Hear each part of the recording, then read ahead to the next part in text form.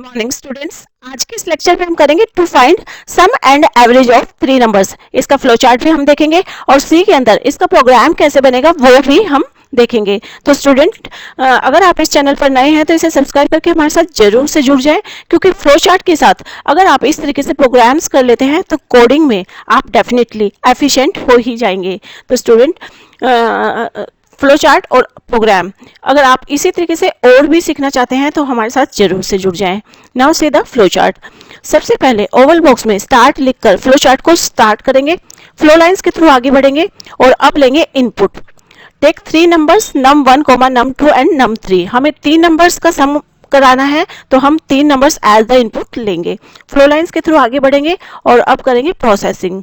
Processing box में हम जो है सम और एवरेज दोनों ही कैलकुलेट करेंगे। Sum equal to num1 plus num2 plus num3 and average equal to sum divided by 3। जो भी हमारा सम आया है उसको हम डिवाइड कर देंगे 3 से, क्योंकि तीन नंबर का एवरेज निकालना है।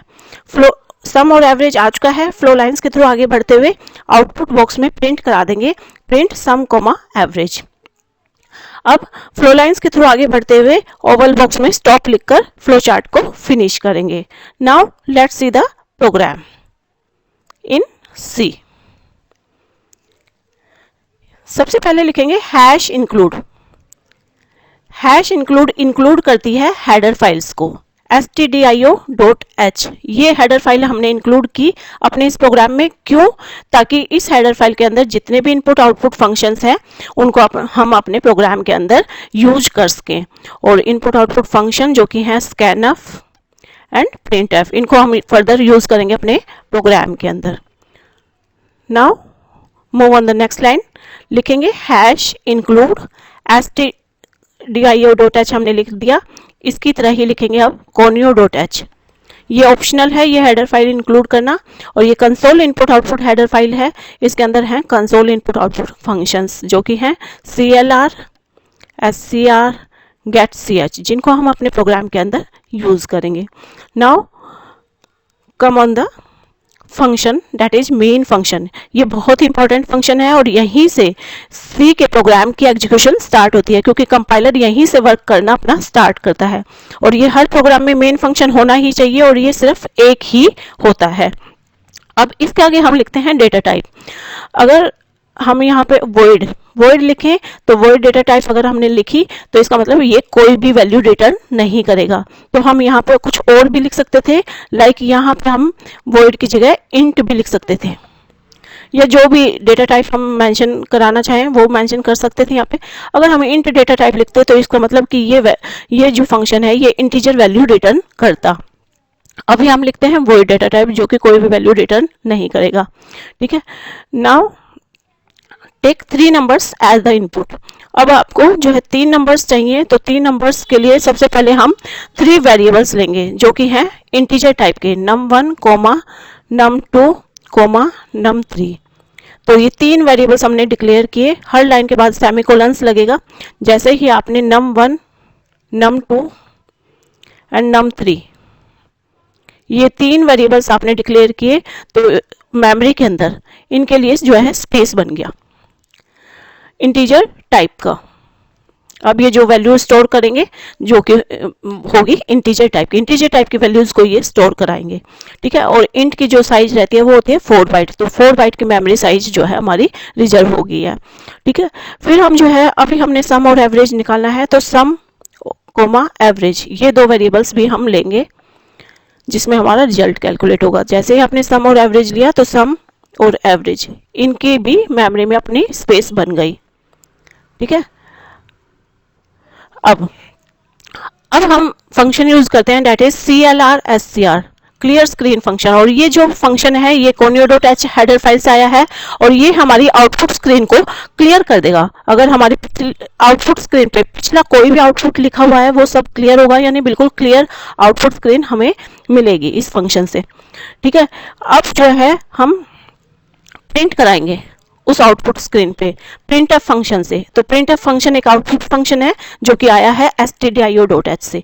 और यहाँ पे हम लिखेंगे एंटर एनी थ्री नंबर। तो तीन नंबर्स हमें एंटर कराने हैं एंटर एनी 3 नंबर्स। तो डबल कोट्स में हम जो भी लिखते हैं प्रिंटफ में वो एज इट इज डिस्प्ले होगा। तो हमारी आउटपुट स्क्रीन पे लिखा आएगा एंटर एनी 3 नंबर्स, तो यूजर 3 नंबर एंटर करेगा। ठीक है, तो कीबोर्ड के थ्रू एंटर किए गए 3 नंबर्स को, यानी कीबोर्ड के थ्रू एंटर किए गए नंबर्स को रीड करने के लिए हम यूज करते हैं स्कैनअप फंक्शन। ये इनपुट फंक्शन है और ये फंक्शन जो है stdio.h के अंदर है। ठीक है, अब हम 3 नंबर्स को रीड करेंगे, तो तीनों नंबर्स डिजिट हैं %d %d %d। तो यहाँ हम एक्सेस स्पेसिफायर मेंशन करते हैं। 3 नंबर्स जो कि इंटीजर्स नंबर्स हैं जिनको हमने रीड किया है, तो इंट के लिए %d यूज होता है। ठीक है, ये है एक्सेस स्पेसिफायर्स इंट के लिए। तो हमने पहला %d हम किसके लिए यूज कर रहे हैं, एड्रेस ऑफ num1। यहाँ पे हमें एड्रेस लेना पड़ेगा, डेट इज किसका, num1 का। तो एड्रेस ऑफ num1, इससे क्या होगा, %d, पहला %d इसके लिए वर्क कर रहा है, फिर num2 num3 तीनों वेरिएबल्स में हम जो है वैल्यू को रीड करेंगे। दूसरा जो %d है वो इसके लिए एंड तीसरा %d इसके लिए। अब क्या होगा, जो भी हम वैल्यू रीड की है, पहली वैल्यू num1 में जाकर स्टोर होगी। सपोज 3 नंबर्स जो यूजर ने एंटर किए थे, डेट इज 10 20 और 30। तो पहला num1 में स्टोर होगा, दूसरा num2 में जाकर स्टोर होगा एंड तीसरा num3 में जाकर स्टोर हो जाएगा। तो तीनों वैल्यूज रीड हो चुकी हैं। अब जो है हम कराएंगे sum equal to num1 plus num2 plus num3।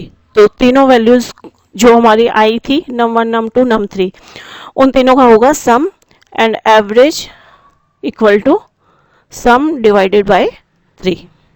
ठीक है, ये हमने कर दिया प्रोसेसिंग। ठीक है, अब हमारी सम एवरेज आ चुका है। अब हम प्रिंट कराएंगे प्रिंट एफ फंक्शन से। ठीक है, दिस इज डबल कोट्स में हम जो भी लिखेंगे मैसेज एज इट इज लिखा जाएगा, सम इज, ये तो एज इट इज लिखा आएगा। अब हम बात करेंगे किसी वेरिएबल की जो कि सम इज कहाँ है हमारा, सम के अंदर। तो अगर हम वेरिएबल की बात करते हैं तो हमें उसका स्पेसिफायर यहाँ लिखना होता है। तो हम सम की बात कर रहे हैं, सम जो कि इंट टाइप का है और इंट की स्पेसिफायर होती है %d। ठीक है, तो %d के बाद आपको कोमा लगा के बताना होगा कि किस की बात कर रहे हैं आप। ठीक है, तो %d, ठीक है, %d वेरिएबल की जब बात कर रहे हैं तो उसका स्पेसिफायर हम लिखते हैं और ये है वेरिएबल सम। ठीक है, तो आगे आप जो है सम प्रिंट करा चुके हैं आप। अब आगे हम लिखेंगे एवरेज इज, तो कहाँ से वैल्यू उठानी है, फिर से एक वेरिएबल से, और तो वेरिएबल का स्पेसिफायर लिखेंगे दैट इज %d और कौन सा वेरिएबल है, एवरेज। ठीक है, हमारा प्रोग्राम फिनिश हुआ। गेट ch एक आउटपुट फंक्शन है, एट लास्ट इसको हम लिखते हैं। तो ये फंक्शन क्या करेगा, हमारी आउटपुट स्क्रीन को रोके रखेगा जब तक कि हम एंटर ना प्रेस कर दें, तब तक हमारी आउटपुट स्क्रीन होल्ड होकर रहेगी। ठीक है, अगर हम ये फंक्शन नहीं लगाते तो आउटपुट स्क्रीन रुकेगी नहीं, एक बार आउटपुट फ्लो होकर वापस जो है आपकी कोडिंग स्क्रीन आ जाएगी। ठीक है, तो ये आउटपुट स्क्रीन को रोकने के लिए होता है। अब फंक्शन को हम करेंगे फिनिश। हमारा प्रोग्राम फिनिश हो गया है। ठीक है, तो यहाँ पे जो ये %d किसके लिए था, इस एवरेज के लिए। अब हमारा क्या प्रिंट होकर के आएगा, sum is %d that is sum. तो सम के अंदर क्या है, सम के अंदर है num1 plus num2 plus num3। ठीक है, तो num1 के अंदर है 10, num2 में 20, num3 में 30। तो 10 प्लस 20 प्लस 30 दैट इज 60। ठीक है, तो ये तो आ जाएगा सम इज 60, प्रिंट होकर के रिजल्ट जो आएगा दैट इज सम इज 60। और एवरेज के लिए आएगा दैट इज एवरेज इज, तो एवरेज में क्या है, that is 60 divide by 3, that will be 60 divided by 3 that is 20। तो एवरेज इज 20। ठीक है, तो this is the program. Okay students, तो हमारे साथ जरूर से आप जुड़ जाएं, क्योंकि इसी तरीके से आसान वे में आपको हर तरह के फ्लो चार्ट विद प्रोग्राम कराए जाएंगे। Thank you, bye bye, have a nice day.